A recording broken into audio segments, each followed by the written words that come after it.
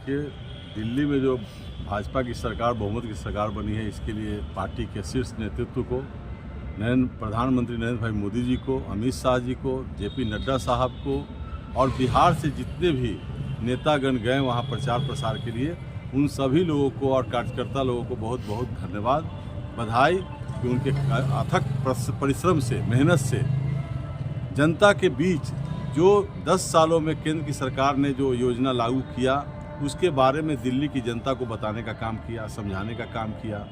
और जो अरविंद केजरीवाल जी जो झूठ की खेती करते थे, झूठ का प्रोपेगेंडा फैलाने का काम किया, उन्होंने कोई भी अपने वादा पर सफल नहीं हुए और केवल नरेंद्र मोदी जी को चैलेंज कर रहे थे, भाजपा को चैलेंज कर रहे थे कि कभी भी हमको नहीं हटा सकते हो।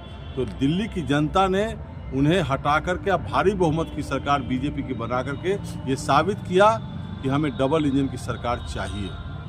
जो विकास करना चाहती है सरकार, भाजपा की सरकार विकास करते हुए वोट मांगती है। सैकड़ों योजना है जो गरीब गुरबा के लिए है, जो चाहे किसी जाति विशेष का हो, किसी वर्ग का हो, सबका साथ सबका विकास, यही मूल मंत्र के साथ पार्टी चल रही है। और इसी के तहत हम जनता के बीच गए, वहाँ दिल्ली में गए और जनता ने भारी बहुमत से 48 सीट दे करके भारतीय जनता पार्टी की सरकार को बनाई है। आगामी बिहार में भी विधानसभा चुनाव होने तो कहीं नहीं बड़ी असर देखने को मिलेगा क्या? देखिए, असर तो पड़ेगा ही।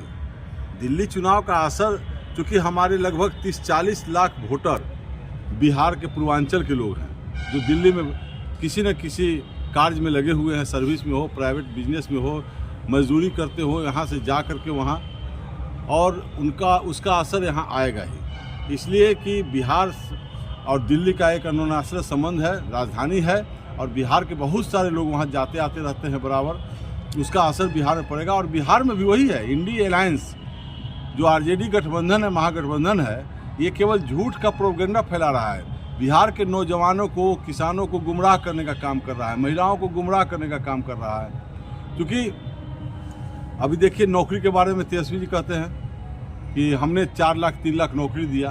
अरे भाई, आप एक डिप्टी सीएम थे, आपके विभाग के जो माननीय मंत्री चंद्रशेखर जी थे, उनको पाठक जी से तकरार हुआ, वो कार्यालय जाना छोड़ दिए थे। और मुख्यमंत्री जो नियम बनता है, नियमावली बनती है, कैबिनेट से पास होता है, उसे मुख्यमंत्री सर्वेसर्वा होते हैं। आप एक सदस्य हैं, पूरा मंत्रिमंडल समूह के सहयोग से ये काम हुआ है, तो आप कह रहे हैं कि हमने नौकरी दिया। आप बिहार के, आपके पिताजी मुख्यमंत्री रहे, आपकी माताजी मुख्यमंत्री रही, आप राघोपुर विधानसभा के विधायक हैं, अभी आप एक भी नया काम वहाँ नहीं किए, तो आप कैसे श्रेय ले रहे हैं? तो केवल गुमराह करते युवाओं को कि मैंने ये किया, मैंने वो किया, केवल झूठ का। जैसे संविधान खतरा में है, तो पिछले 10 साल से दिल्ली में नरेंद्र मोदी जी प्रधानमंत्री हैं, कहीं भी संविधान के साथ छेड़खानी नहीं हुआ, कहीं भी आरक्षण के साथ कोई से छेड़खानी नहीं हुआ।